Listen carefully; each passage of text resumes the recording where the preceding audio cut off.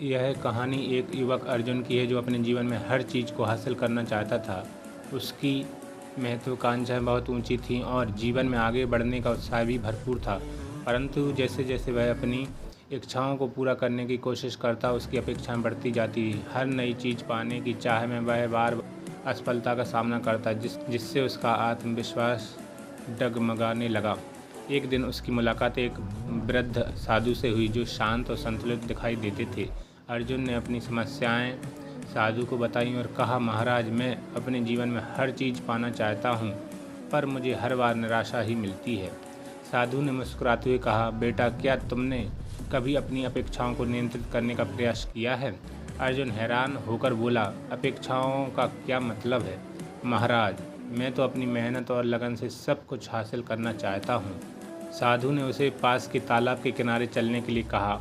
वहां पहुंचने के बाद साधु ने एक पत्थर उठाने के लिए कहा और उसे तालाब के पानी में डाल दिया। जैसे ही पत्थर तालाब में गिरा, पानी में हलचल होने लगी और लहरें बनने लगी। साधु ने कहा, यह हलचल उस पत्थर के कारण है, ठीक वैसे ही जैसे हमारी अपेक्षा हमारे मन को अशांत कर देती हैं। जितनी अधिक अपेक्षाएं उतनी ही अधिक हलचल होगी। अर्जुन ने गहरी सांस ली और सोचने लगा कि साधु की बात कितनी सही है। उसकी हर असफलता का कारण उसकी अपेक्षाओं का बोझ था। जब वह किसी चीज़ को पाना चाहता तो उसकी अपेक्षाएं बढ़ जाती। जब उसे नहीं मिलती तो वह निराश हो जाता। साधु ने अर्जुन से कहा, अपनी इच्छाओं को कम नहीं करना है, उन पर अत्यधिक उम्मीद न रखना सीखो। जब तुम अपने कर्म पर ध्यान दोगे और अपेक्षाओं को नियंत्रित करोगे तो सफलता स्वतः तुम्हारे पास हो। यह समझने के बाद अर्जुन ने अपनी अपेक्षाओं पर नियंत्रण पाने का संकल्प लिया और उसने धीरे धीरे अपनी जिंदगी में सकारात्मकता को अपनाना शुरू कर दिया और कर्म पर ध्यान देना सीखा।